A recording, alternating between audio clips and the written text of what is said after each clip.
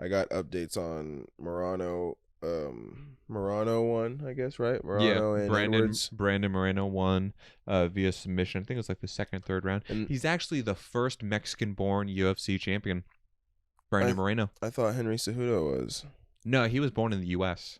Brandon Moreno, he was Oh. born in Mexico. So like a lot of the UFC champions that Oh, are okay, they're okay, I born in got it. America and they have heritage in Oh, other okay. countries. Hell But yeah. Brandon Congratulations, Moreno, bro. he's the first I seen that video with you and Mexico-born Asanya in the bag, champion. bro. You're a nice guy. You're probably a Yeah, really chill dude. Your English is actually very good. yeah, Like, very good. And I can appreciate what you do for the sport, man. And yeah. how So you I thought that was came a a really long good win. way. So has seen his story. He's came a long way. He was cut from the UFC. Brandon And Moreno. yeah, he Yeah, was cut, and then he won a fight, and then he got a title shot. Like, literally, he won like a and now couple. he's a champion. Now he's a champion. So dreams can come true. You can't do anything you set your mind to. Yeah.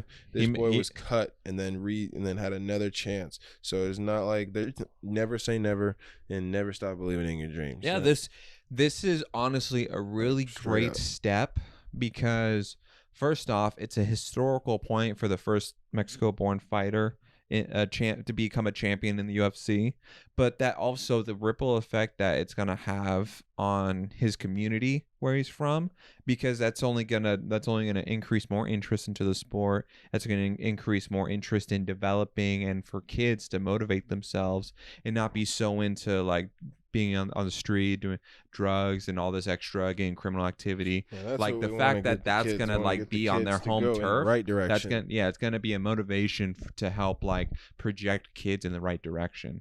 So I think that's a really cool thing. It's a good historical thing for the UFC.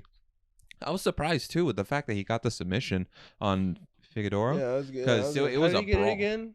It was a rear naked choke. That's what I thought. Because Yeah. in the first one, he almost got that rear naked choke Mhm. again. He Yeah. almost choked him out actually a couple different times, I guess. But Figueroa held it out pretty strong. Yeah. But if you know what you're doing, that's what's going to happen. But the second time around, I was expecting that Figueroa guy, or Mhm. however you say his last name, to just put him away this time. You know, he's a good Mhm. guy.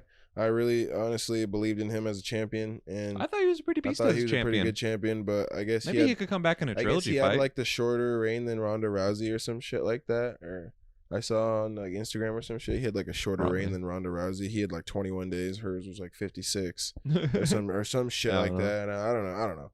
But I Yeah. mean, it was just, you know, you just he was the better man that night, bro. In all fairness, he like was the all better man that kudos to night. Brandon. He did fantastic. He wanted it more. Kudos to you, and you deserve the belt, man. That's a great job. Yeah, he wanted it more. That guy's a stud.